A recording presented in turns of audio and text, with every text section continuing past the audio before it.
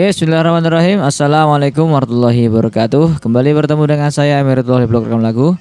Kali ini kita akan kembali belajar tentang cara merekam audio yang baik dan benar dengan kualitas profesional dari home recording dalam rumah.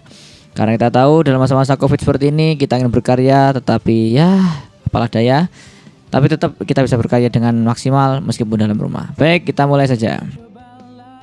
Oke, saya harus menekankan satu hal, yaitu mixing editing itu bukanlah segalanya. Banyak orang yang mengatakan cepet rekam aja, nanti salah-salah dikit nggak apa, kita benerin ketika diedit. Nah, itu pemikiran yang sangat-sangat salah kaprah. Hasil mix yang keren itu bermula dari lagu yang keren, termasuk perfect take. Jadi tidak ada namanya error-error dan editing yang berlebihan. Dan satu kaidah lagi, yaitu garbage in, garbage out. Mau hasilnya seburuk apa, kalau mau diedit seperti apapun bagusnya, tetap kalau hasilnya awalnya jelek ya emang jelek. Dan kalau maunya dia tuh dari awal bagus, bahkan tanpa editing, tanpa mixing dengan plugin apapun, akan langsung menghasilkan suara dan lagu yang baik. Oke, seperti itu ya. Kita lanjutkan. Oke, sekarang pertama, yaitu tips pertama, rekam dan dengarkan. Rekam dan dengarkan di sini apa artinya? Jelas, kita harus bernyanyi atau memainkan satu lagu, satu ref gitu. Setelah itu apa yang dilakukan? Kita harus melepas headphone, matikan mic, dan lalu mendengarkan hasil rekaman kita dari speaker monitor.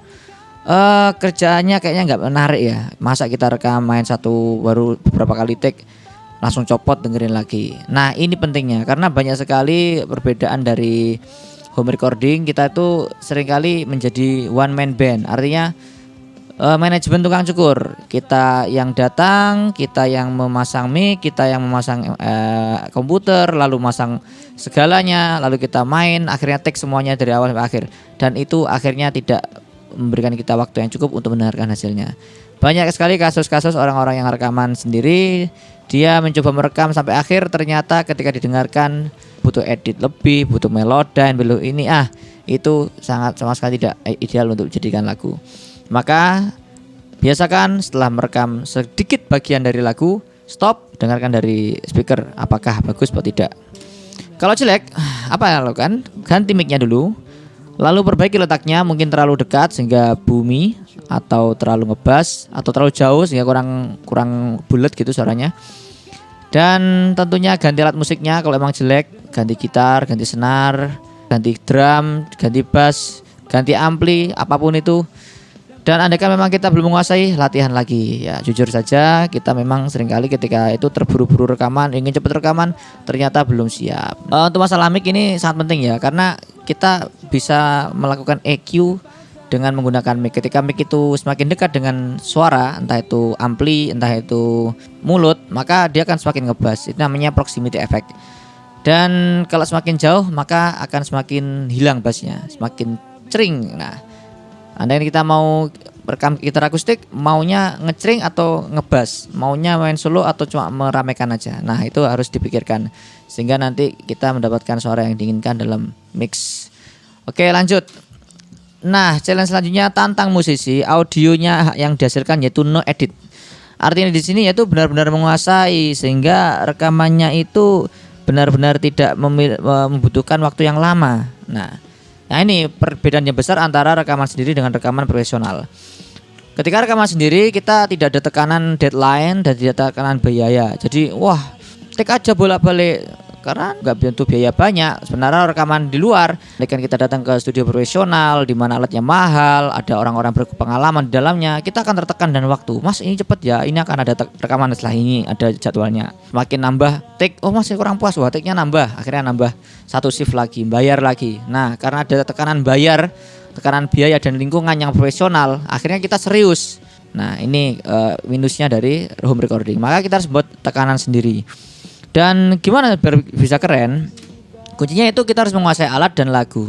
Alat kita menguasai benar-benar, bagaimana bermain drum yang baik, bagaimana bermain gitar yang baik, vokal yang baik, dan juga menguasai lagunya dengan sempurna. Sehingga tidak ada lagi namanya mencari-cari aransemen. Ya itu efek dari tadi, karena kita tidak profesional, artinya persiapannya kurang matang, maka itu harus matang.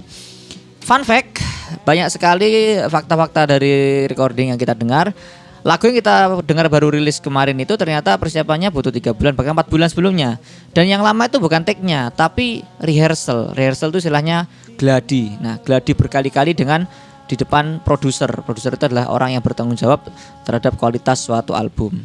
Akhirnya apa? Kita harus menguasai. Nanti marah-marah. Oh, ini kenapa tidak menguasai drumnya?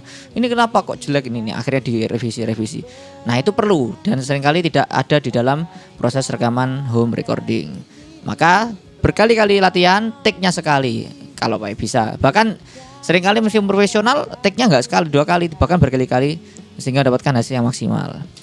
Oke, selanjutnya perfect take itu apa sih? Perfect take itu adalah perfect pitch dan timing. Artinya benar-benar tidak fals, pastikan gitar tune-nya benar, bass-nya tune-nya benar, lalu vokal juga tidak fals dan juga timingnya semuanya drum, perkusi apapun itu, shaker sekecil apapun itu, tamborin sekecil apapun itu, semua nada yang dipetik, solo, melodi semuanya jelas dan on time, tidak terlambat sama sekali. Oke, selanjutnya challenge sekarang bikin lagu coba. Teman-teman rekaman di mana hasil rekaman itu sangat bagus, saking bagusnya itu ternyata nggak perlu mixing, hanya butuh volume aja dan panning, bahkan no edit, tidak ada namanya mengedit potong sana potong sini, digeser sana geser sini, lalu di meloden, nggak ada. Kalau mau teman-teman bisa, berarti selamat, Anda telah merambah ke kualitas profesional. Oke, seperti itu. Selanjutnya tips yang terakhir. Nah, kita akan bahas tentang kalau ingin bagus, perbaiki sumbernya. Apa maksudnya ini? Nah, ini kita akan bahas lagi ke perbedaan antara studio pro dan studio home recording atau DIY, do it yourself. Yang pertama, instrumen berkualitas. Seringkali kalau kita main ke studio terkenal, mereka memiliki studio yang memang memiliki instrumen berkualitas. Ada grand piano yang memang mahal sekali, ada drum-drum yang harganya puluhan juta, ada gitar ampli yang jumlahnya sangat banyak, dan semuanya itu berkualitas. Sementara kita seringkali menggunakan apa adanya. Ya, kalau memang seperti itu, bagaimana cara mengakalinya? Simple. Silakan pinjam alat, silakan nyari alat, atau silakan nyewa sekalipun. Intinya cari instrumen yang berkualitas. Selanjutnya, nah ini bedanya antara studio pro dan DIY atau home recording. Kita tidak ada produser. Produser itu adalah penentu kualitas atau quality control, atau istilahnya coach lah ya. Coach ini artinya bisa jadi vocal coach, gitar coach, atau apapun itu. Solusinya simpel, teman-teman tinggal manggil aja salah satu teman kalian yang paling pintar dalam musik, lalu dengarkan, suruh mendengarkan di belakang speaker monitor. Bagus gak mainnya? Oh ini kurang bagus, oh ini kurang bagus. Nah, komentar-komentar dia itu akan memberikan masukan yang akan merubah kualitas lagu kita dan mixingan kita menjadi lebih bagus. Maka produser ini adalah komponen yang sangat langka dan jarang ada di dalam proses rekaman home recording. Seringkali apa? Orang yang ngedit, dia yang produser. Mas kurang bagus, ulangi ya. Nah itu sebenarnya bukan. Nah itu harusnya produser yang mengatur. Baik itu ya. Maka kita harus quality control, harus benar-benar keras dengan diri sendiri supaya mau mengulang, memperbaiki kualitas dari hasil rekaman kita. Selanjutnya overtake itu normal. Overtake itu apa sih? Ya kita andaikan take satu melodi itu sampai 6 kali, 7 kali gagal, dihapus semuanya, ngulang lagi. Itu normal. Nah itu tidak hanya terjadi pada kita yang amatir, bahkan orang-orang yang udah profesional itu seringkali mengulang-ulang take yang memang sulit. Bahkan tidak jarang lagu-lagu yang kita dengar itu adalah hasil comping. Comping itu dia take 3 kali terus dipotong-potong. Yang bagian depan itu yang take pertama, bagian tengahnya take kedua, sekian detik kemudian take ketiga. Nah itu adalah comping atau punch in. Ya, punch in itu dia udah take bagus sekali, ternyata ada salah di tengahnya, dia take ulang yang tengahnya aja. Nah itu normal. Maka jangan takut untuk melakukan take ulang, biasa saja, itu hal normal dalam recording. Beda dengan live yang memang harus perfeksionis. Tapi dalam rekaman silakan perbaiki sampai benar-benar puas dan benar-benar top notch quality. Selanjutnya bikin deadline ketat. Nah ini yang bikin masalah dalam home recording itu, kita nggak ada deadline. Akhirnya rekamannya berhari-hari, berminggu-minggu, berbulan-bulan nggak selesai. Karena tadi tidak ada produser, tidak ada keterlibatan biaya, tidak ada orang yang memarahi kita, tidak ada yang menekan kita. Nah maka bikin deadline yang ketat, di mana pada tanggal sekian harus selesai, pada tanggal sekian mixing selesai, pada tanggal sekian rilis. Kalau tidak rilis berarti buang. Nah ini yang membuat kita tertekan. Dan ini harus dengan komitmen, entah kita posting online, tunggu lagu baru kita tanggal sekian. Nah itu akan membuat kita terpressure, atau mungkin kita memberitahu ke teman-teman atau men-challenge, kalau saya nggak keluar saya akan bayarin makan semuanya. Nah itu salah satu bentuk challenge untuk membuat deadline kita. Sehingga nanti kita tidak akan perfeksionis. Seringkali, ini kurang bagus, akhirnya diperlambat dan tidak selesai. Nah, maka dari itu kita kembali ke rumus untuk menjadi perfection itu adalah volume, not perfection. Artinya apa? Kalau kita ada lagu kok jelek awalnya, jangan terlalu dipoles. Bikin deadline ketat, keluarkan langsung pada tanggal disepakati. Dan jangan menunggu perfect. Keluarkan apa ini? Lah aku ingin perfect. Kalau ingin perfect, tambah bikin lagu baru. Ya. Beatles itu dia rekaman masuk studio pertama setelah tampil sekitar 800 kali live. Maka nggak kaget ketika rekaman langsung bagus. Itu Beatles. Bila kita, kita masih sangat amatir. Maka dari itu untuk mendapatkan rekaman yang baik tidak jarang harus mengulang rekaman ke 10 kali baru bagus. Nah, saya sendiri baru puas bisa rekaman dan bisa recording itu setelah 2 tahun. 2 tahun dari mencoba rekaman apa adanya, hancur, jelek, dipuji, dicela, semuanya itu saya terima, tapi baru saya merasa puas ketika sudah 2 tahun. Teman-teman gimana? Ada yang cepat, ada yang enggak. Ada yang sebulan langsung bagus, ada yang setahun. Ya, nikmati proses. Gak usah menunggu, gak usah terlalu membebani diri dengan perfeksionis. Tapi cukup dengan memperbanyak.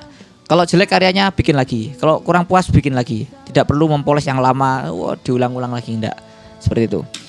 Selanjutnya bonusnya have fun. Nah, ini have fun-nya artinya sangat penting supaya teman-teman gak tertekan. Wah, ini kok susah banget, gak selesai, ada banyak tekanannya. Itu justru mengurangi kualitas dari lagu kita. Maka tips terakhir dari saya adalah have fun. Nikmati indahnya melakukan proses rekaman, menikmati karya sendiri, bisa diputar ke orang lain, didengarkan ke orang tua, didengarkan ke teman-teman, diputar sama teman-teman, nyanyi bareng. Nah, itu have fun.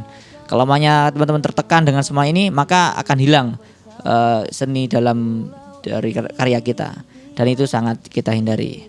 Oke, sekian saja, semoga bermanfaat. Sampai bertemu di video yang lainnya. Kalau ada pertanyaan atau request video, silakan sampaikan di kolom komentar.